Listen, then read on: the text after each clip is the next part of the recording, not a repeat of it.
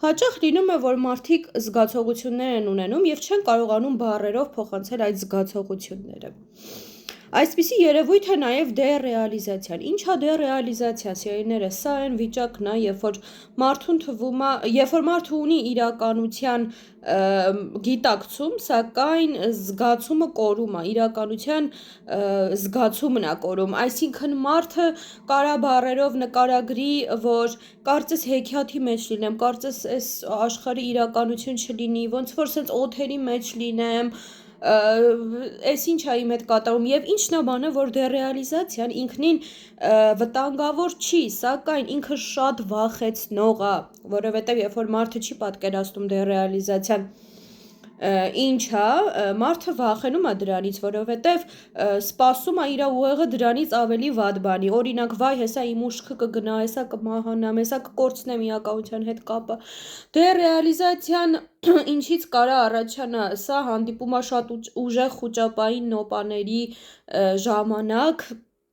երբ որ ուղեղը շատ երկար ժամանակ տագնապի մեջ է լինում, մեր ուղեղը պաշտպանական մեխանիզմ է միացնում, այսինքն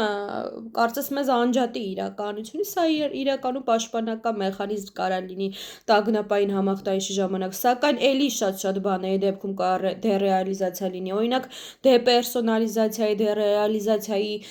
դեպքում կարա լինի իրականության զգացման կորուստ, տագնապային համախտանիշի, խորը դեպրեսիայի, պոստ-տրավմատիկ ստրես խանգարման ժամանակ, այդ PTSD-ի ժամանակ,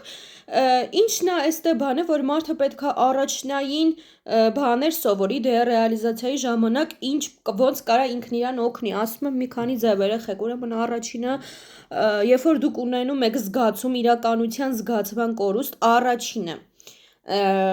պետք է խորը շունչ քաշեք, կենտրոնանաք ձեր շնչառության վրա, դանդաղ շնչեք, հաջորդը պետք է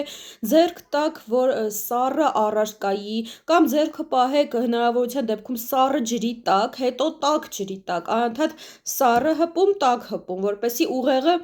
իրականությունը նորմալ ընկալի,